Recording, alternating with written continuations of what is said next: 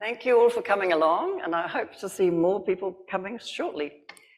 Our talk is on community TOC, and it's about a stream of work that Jim has been working on for a very long time, and I've been working on for a shorter time. He invited me to be part of a research project a couple of years ago, working on a large paper to get this stuff published. But what we want to talk about today is actually making it take wings or get legs and actually start working to get it spread out across the world, because we have a cunning idea, but we need some extra people to help us with it.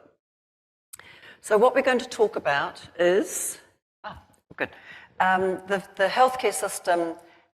Generally, I'll give a few bits about why we think the healthcare system is in need of some help.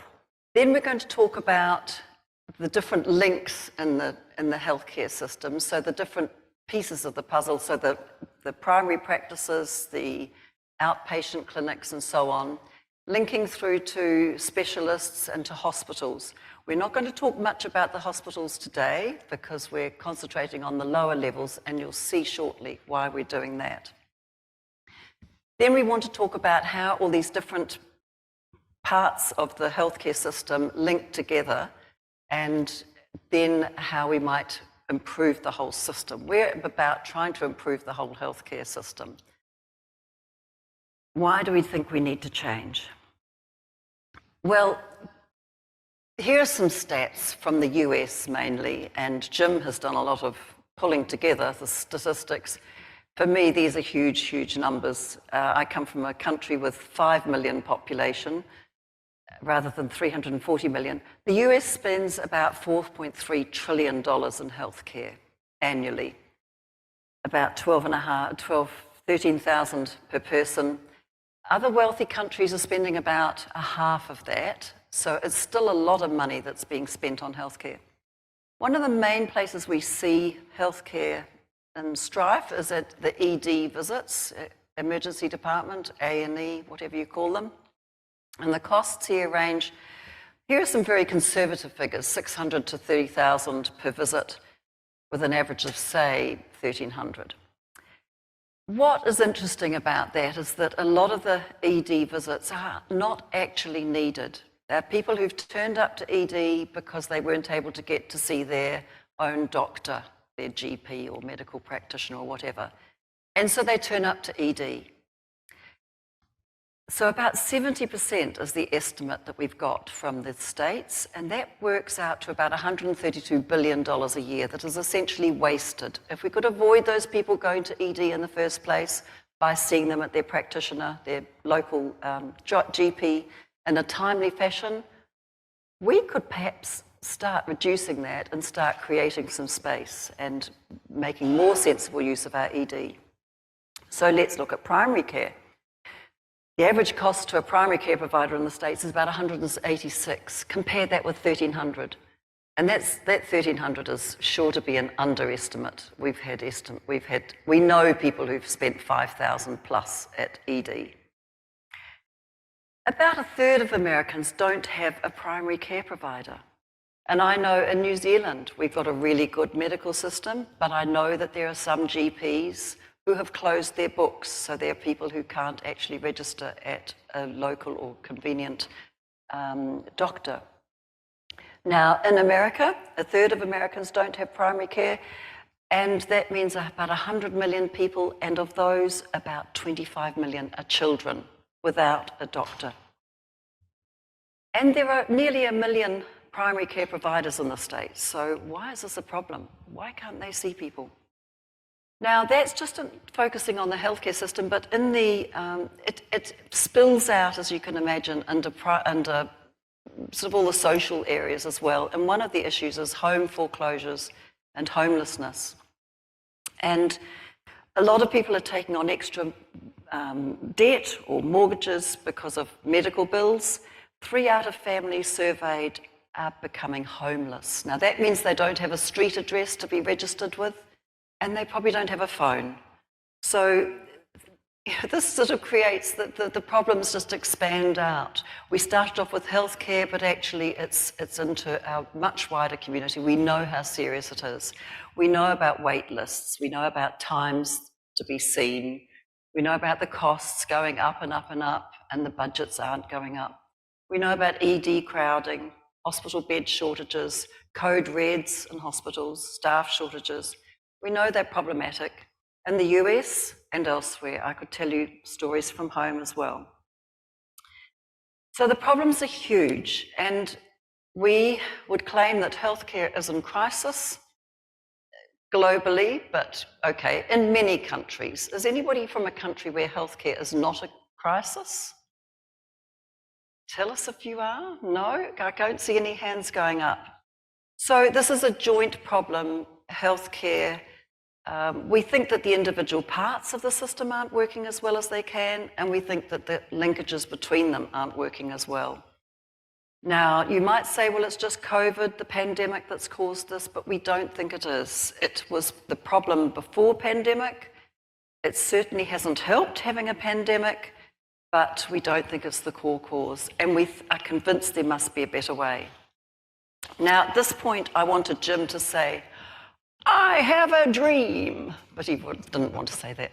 But I think he has got a dream where all the individual parts and the links are working well together, and we want to see that dream come to fruition. Is it too big an ask? We know that healthcare, according to the academics, is a wicked problem. There are no boundaries, there are no clear goals, there are no measures and so on. Yes, but. So I'm going to hand over to Jim. Thank you very much, Vicki. Okay, let's see. We say it's a huge problem. There's a whole body of literature on what's called wicked problems, messy problems, so on and so forth. Ellie called them chronic conflicts. They've been studied for 60, 70 years. Nobody has come up with a solution process to solve these. Recidivism is a wicked problem. Education is a wicked problem. And I think over time, Vicki and I have figured out a process to solve wicked problems. So what we're going to talk about is how to solve the healthcare wicked problem. Why is it important to you? What happens if this is successful, what we're talking about today? What do you think other people are going to look like if TOC has solved a problem that's never been solved before? And that's a major motivator for us doing this. It's a recognized wicked problem globally, and we're saying we've got the solution, and the solution rests in the people in this room. What we want you to do is to go back to your own communities and implement TOC in one practice, use that as a model for other practices, then link those practices together in a healthcare supply chain. The key to healthcare is timeliness. We've got 2 ER doctors sitting back here that are going to rush up here if anything happens to me. Okay? They handle emergencies. Primary care doesn't handle emergencies. They handle acute, concerned, routine visits. Make sense? If we can implement TOC in primary care and then use that as the clone for specialty care and link those practices together in a timely supply chain, we can eliminate these guys from being overworked in the emergency department. 70% of patients that go to the ED, if they had seen a primary care doctor in a timely fashion, they would never have to go to these gentlemen here. That makes sense? That's what my whole presentation is about. Okay? Solving a primary care provider practice problem is probably the simplest TOC production line problem you will ever face. It's like 4 workstations. Make sense? And the people that you work with are great people to work with. They're smart, they're motivated, they care, so on and so forth. So that was my idea. I read this paper by Herb Simon. He was a Nobel Peace Prize winner. And it was just a proceedings that he gave, but he talked about hierarchical systems. And he said over time, simple systems tend to get complicated and grow, and they get upward. And what do we have in healthcare in every country? We got a hierarchical system. And this is what it looks like. These are some of the stakeholders in the healthcare supply chain. And I won't go through all of them, but I've noted 2 places: patients and PPTP, which is my abbreviation for the patient-provider treatment process. That's the actual patient coming into a practice, checking in, having their vitals taken, going to an exam room, telling the CMA, certified medical assistant, nurse or roomer, whatever, what their problem is, and then the doctor treating them and they leave. That's the process you need to improve.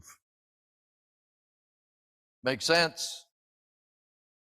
If you look at Gustavo Bacular's work, it's a video on the TOC ISO website, and within 3 weeks, 4 weeks, Gustavo increased that production line. He was a doctor, is a doctor, by 60%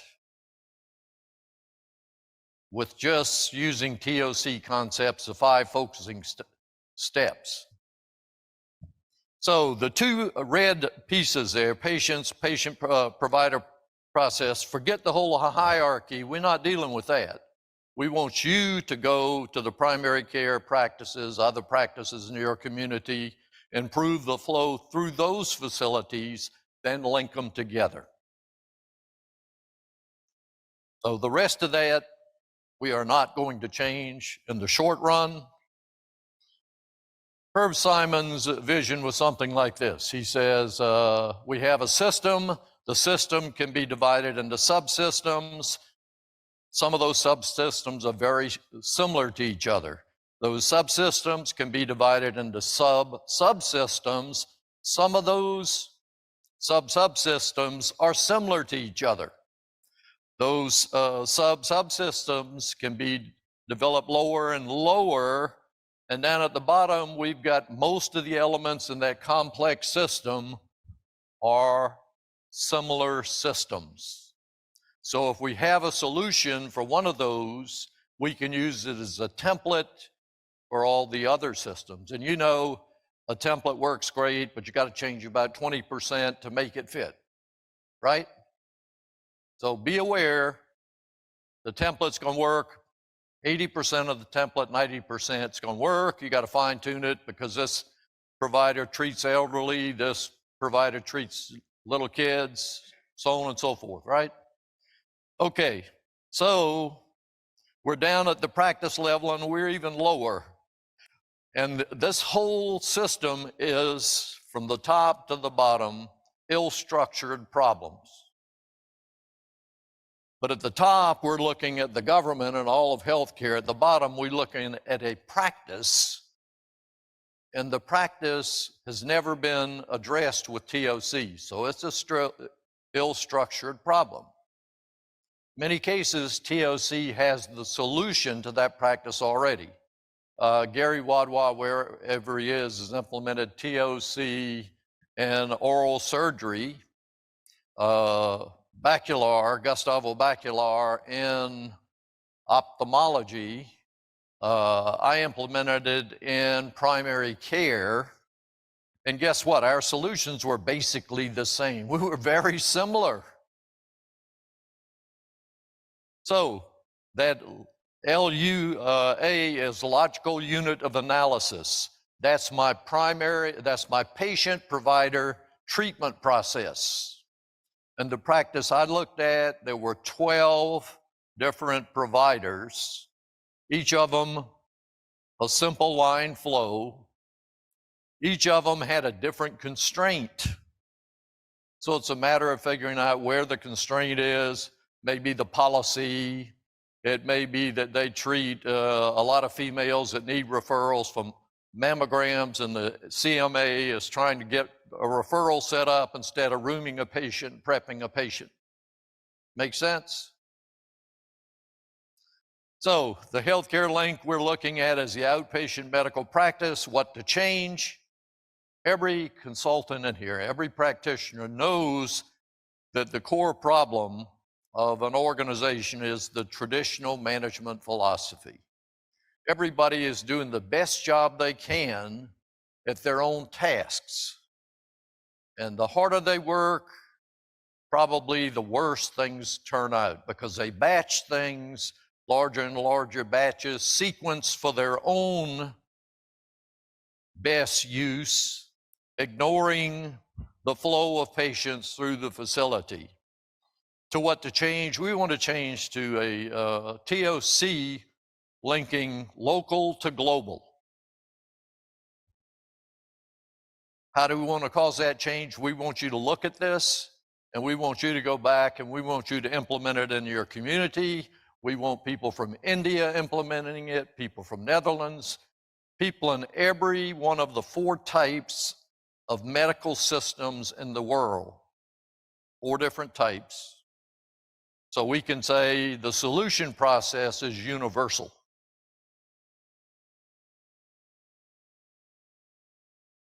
Traditional medical practice.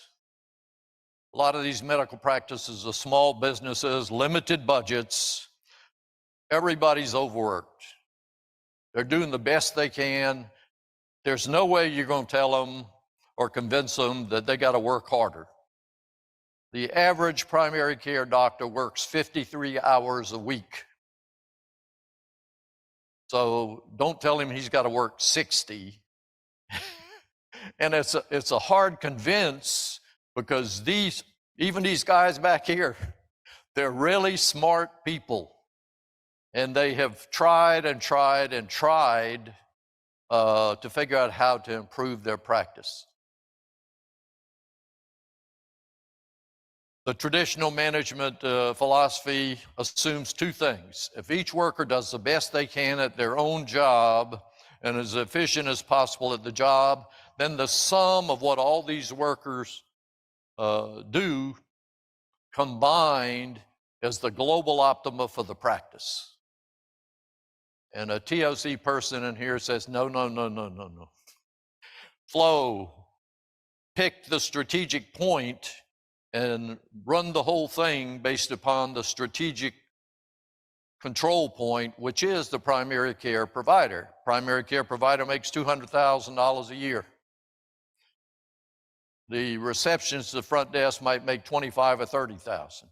The CMA might make $30,000, $35,000. What do you want to get the real use out of? The primary care provider, right? We want to offload that provider of non-provider skill level tasks.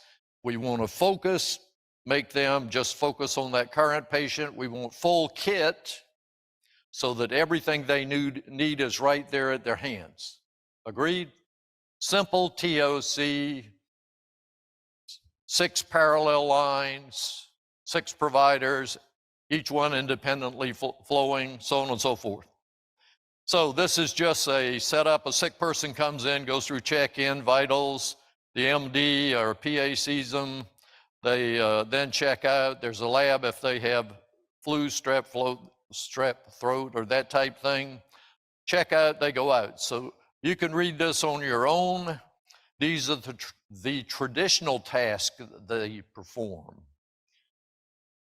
So now that's what the traditional form looks like. If we wanted to link 2 practices together, primary care, the average primary care doctor refers 20% of their patients to a specialist each day. All right? Of that 20%, there are about 130 specialties. 98 to 99% of referrals are to about 6 different specialties. You follow me? I don't have to change all 130. I got to change 5 or 6, and I've covered almost all the referrals that they have. These are the times that it takes to get a physical. As a new patient, this is an annual or biannual survey by Merritt Hawkins. 21 days. If I called up a primary care today, I could get a physical about 21 days. And they summed up this for about 8 or 10 large cities. Cardiac healthcare checkup, so on and so forth, 27 days. Dermatology, 35. So this gives you, do you think this is the supply chain? Look at this. That's the supply chain. I got to wait 21 days to get in there to have a physical. This guy says, wait a minute, you got a heart murmur. I need to get you over to a cardiologist. Now, he tries to schedule me. I got to schedule an appointment 27 days later. So I actually had that heart murmur. It's going to do 48 days before I get to somebody that really knows how to treat me. So what do? I go to these guys right here. It's bothering me, I go to the emergency department. Pay 8 to 10 times the cost. So you see where that $4 trillion comes from? And that's all because we don't know how to schedule and execute. So that's the distance in my links in my chain. From the patient to primary care, 21 days. Every primary care wants you to have a physical to start with. Every cardiologist wants to check your heart and all to start with before they ever start treating you, right? Dermatologists, same thing. They want to give you a checkup before they treat you as an acute patient. What to change to? These I don't have to go through. This is the basics of TOC management. The constraint determines systems performance. The constraint should be the most expensive, scarce resource. We use the 5 focusing steps to implement that. Now, these are the new rules. I won't go through them, but they differ significantly from the old. Let me just give you one instance. The receptionist usually asks you for your name, date of birth. They ask you, has your contact information changed? You just say no and let it go, right? Well, we call every no-show each day they no-show and ask them why they no-showed and how they are going to prevent that from happening again. That makes sense? Well, I asked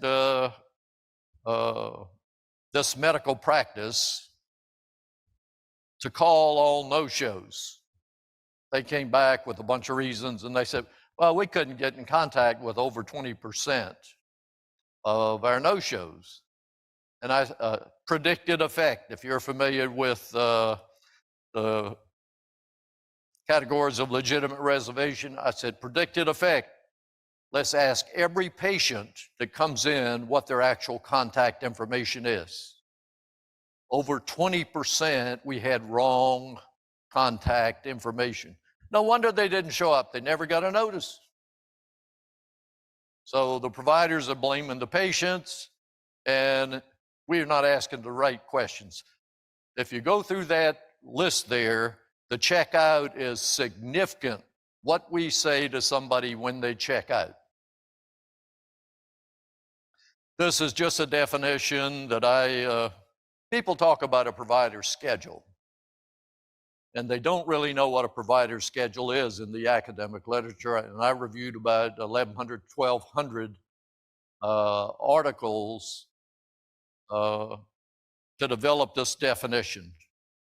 As you know, there are two parts in TOC. We consider scheduling and we consider execution, two separate functions.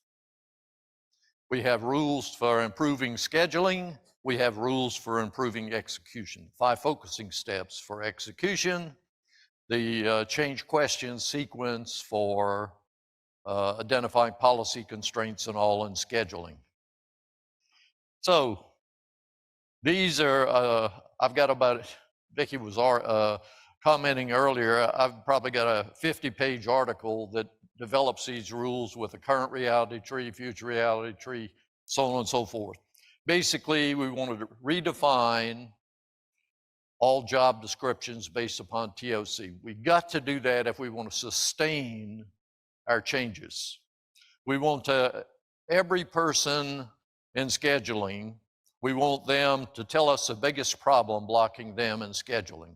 Every person in execution and clinical staff, we want to know what their biggest problem is. Why? If we address those individuals' biggest problems, what do you think their impact is on buy-in to our solution? So it's better to listen than it is to tell. Eliminate demand uncertainty. We do that with same-day acute appointments, second day to fifth day concerned appointments, follow-up appointments. If they went to the hospital, they're supposed to follow up with their primary care physician within 7 to 10 days. Most of them don't do that. They don't have a primary care. Be proactive in scheduling and have measures. Let me go through the execution rules. These 5 execution rules almost mirror the ones that we had on the previous slide. We use the 5 focusing steps, biggest problem. We eliminate long tail dragon to reduce the mean processing time and the standard deviation. And we have effectiveness measures. So now we have this community healthcare system. What we want to do is change the traditional referral system of 21 days here, 27 days here, to same-day acute scheduling. Providers set aside acute appointments for that day and they're reserved. People call in, we give you a time, we tell you, don't walk in, call in, we've got appointments available for you to have. So how do we want to cause this? Again, people in here, simple solution. The provider should determine how we want acute patients scheduled. Our recommendation is same day. Concerned patients, 2 to day 5. We want to encourage people to cancel their appointments if they can't make it. And we want to tell them somebody else needs that appointment.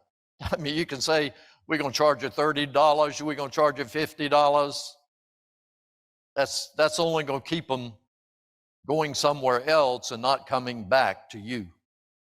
The key is say, look, we can give you same-day acute appointments, but at the same time, if you don't need an appointment, let us know as soon as possible so we can schedule somebody else in there that needs an appointment.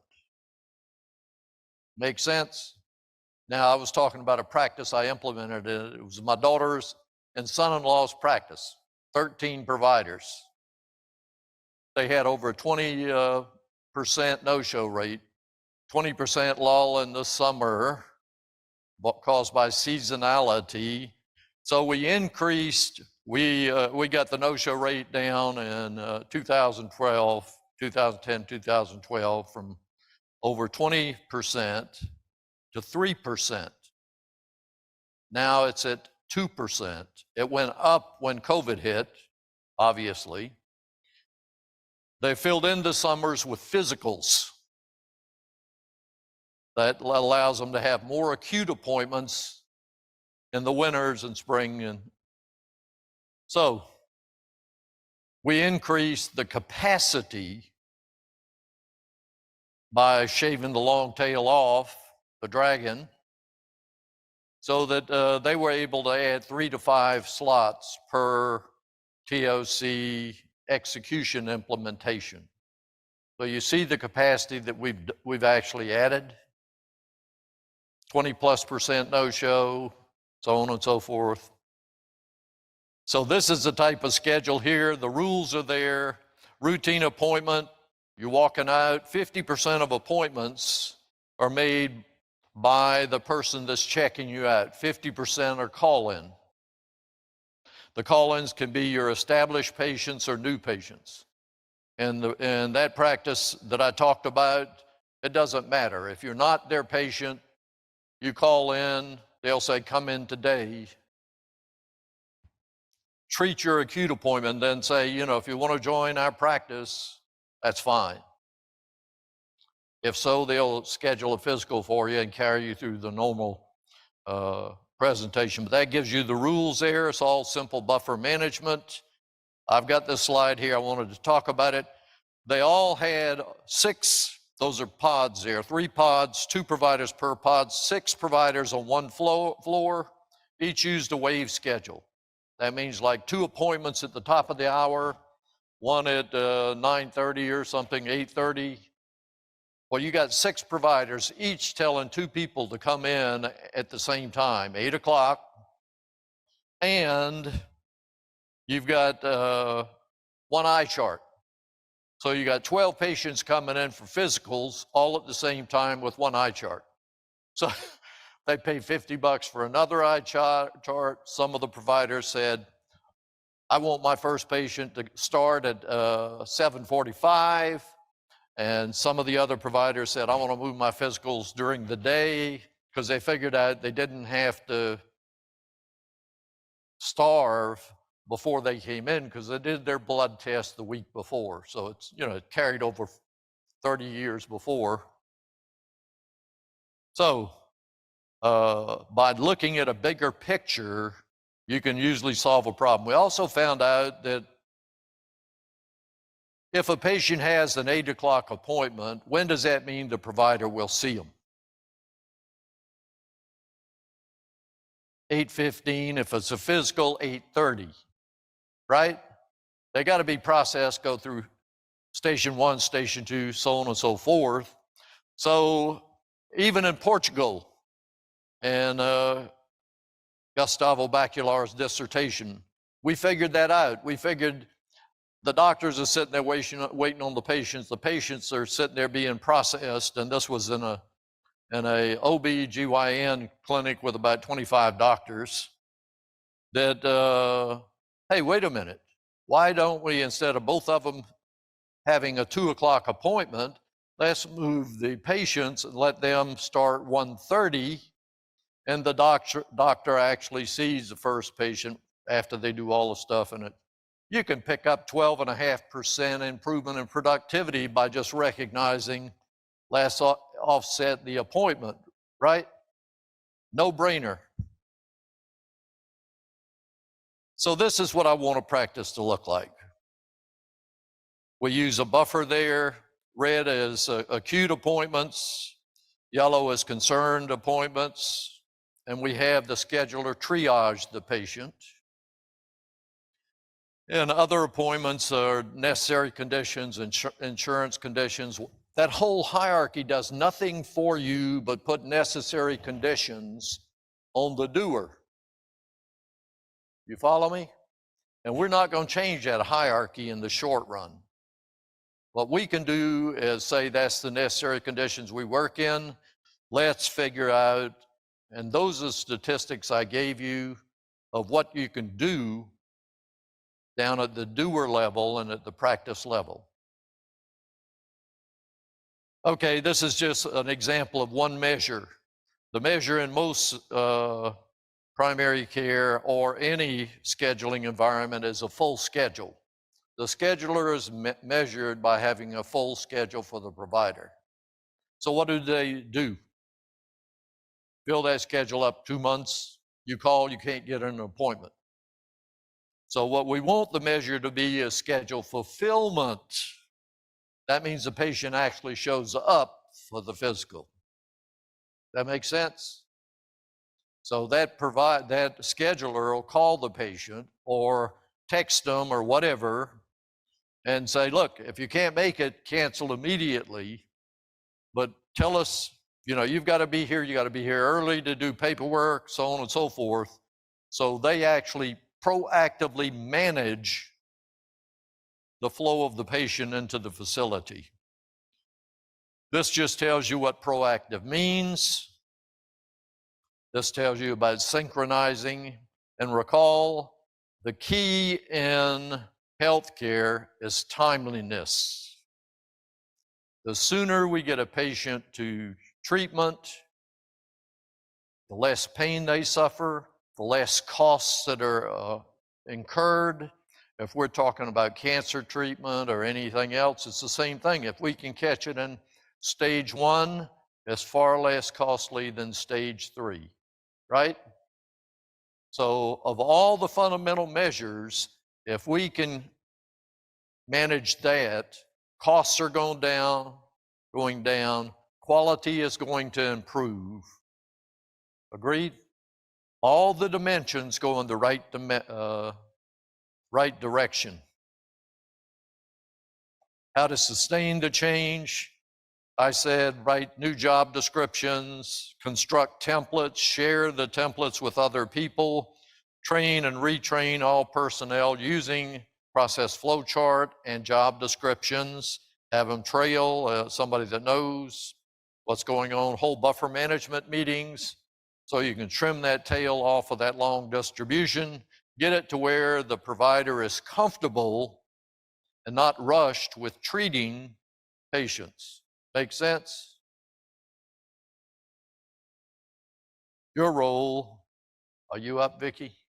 Okay, so our role, because I'm going to go back home and do this as well, is to get out there and contact your local medical practice and see if you can find out if they've got issues, what their issues are, what their bottlenecks are, and how you can help them.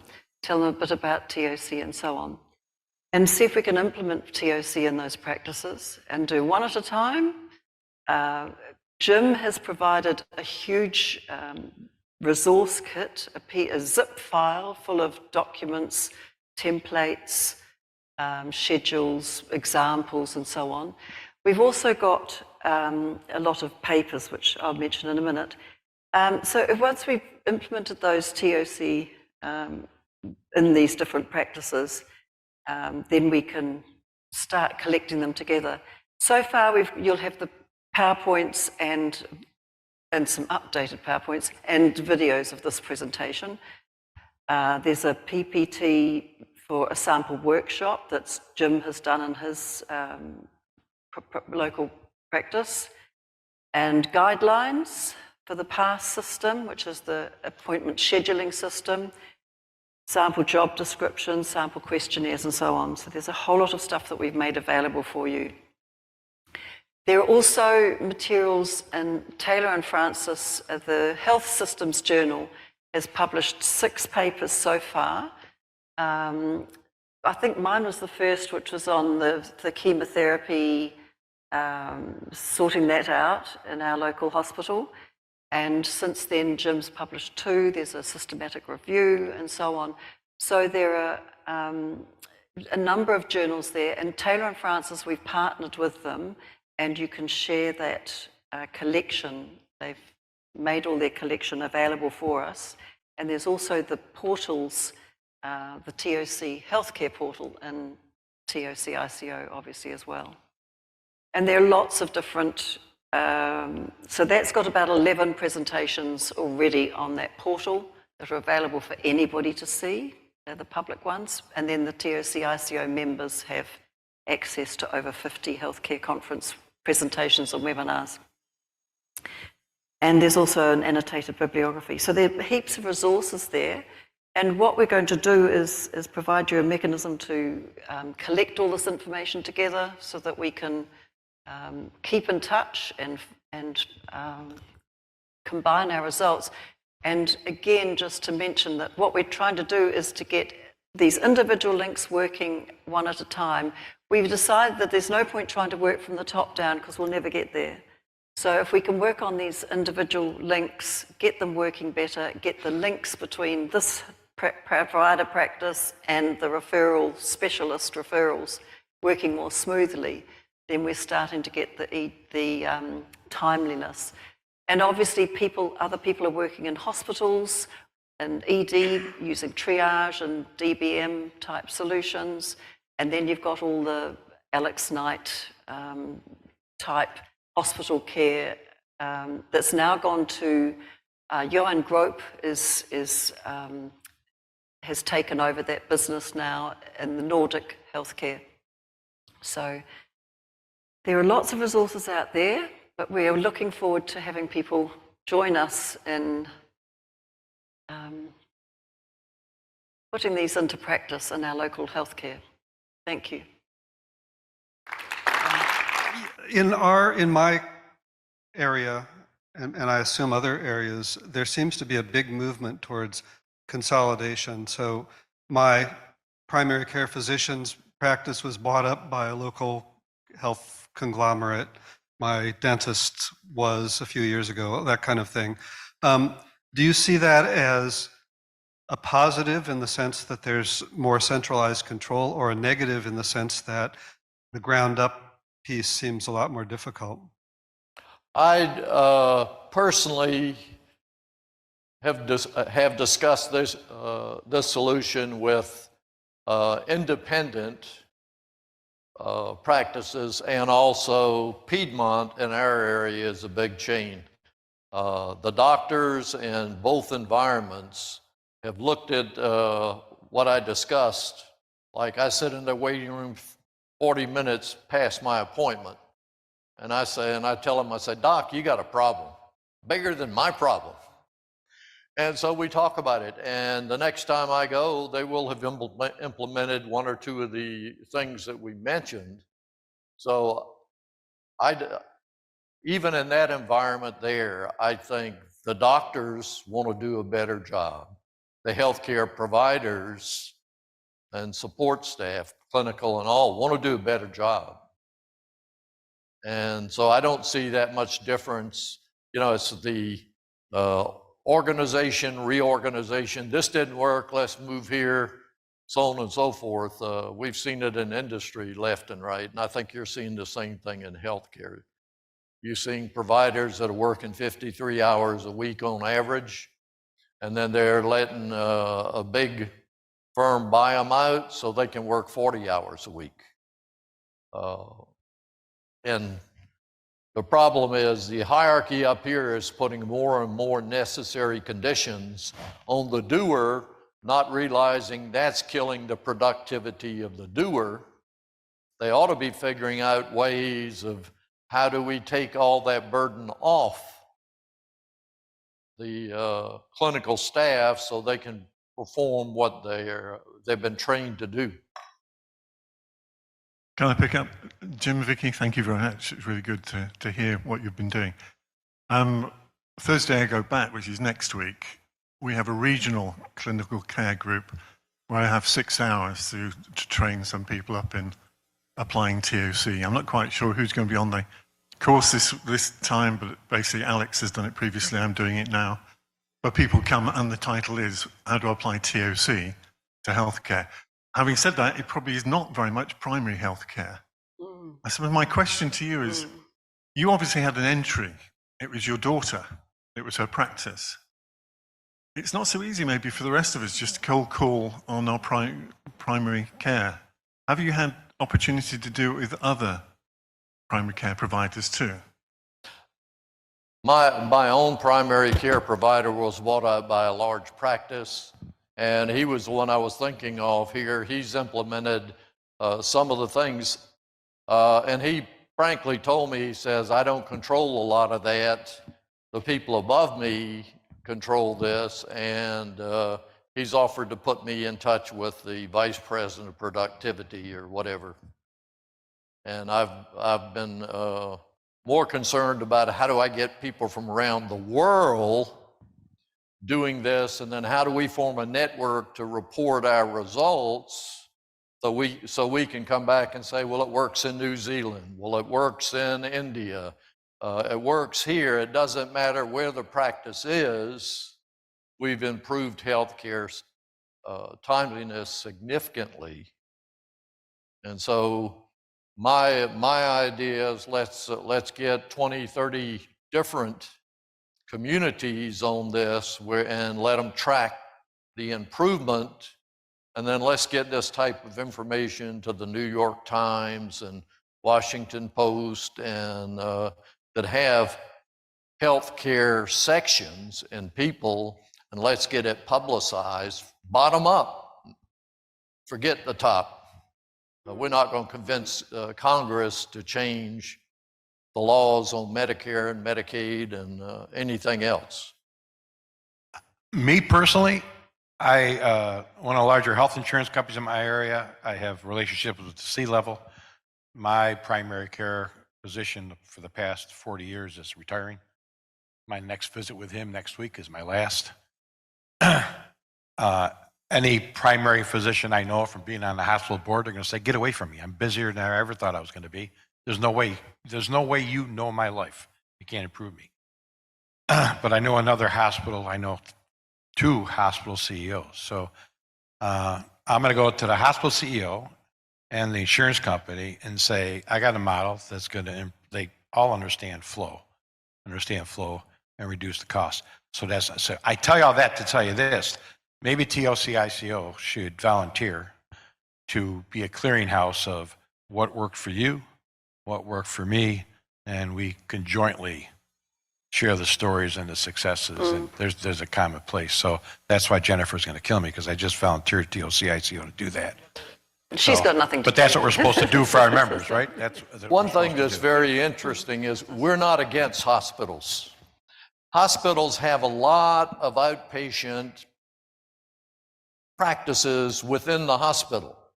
Gustavo was an outpatient in an eye hospital and had, they had appointments and all, and they were in the same building, but they didn't use much at all of the hospital equipment. So it was like an independent flow, and most hospitals have a bunch of, a gynecology department, obstetrics, urology, and those, a lot of them are independent flows. So you can improve those with this same type of process that we're talking about here. And Ellie Goldratt wrote about that and the complexity of systems back in 1989. He says, a lot of systems have independent flows, and that's, you don't recognize it as an independent flow and you think it's very complex.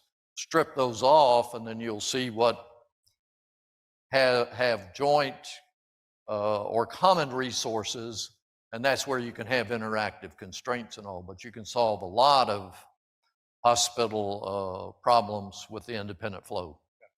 This is in response to Roy more than anything else.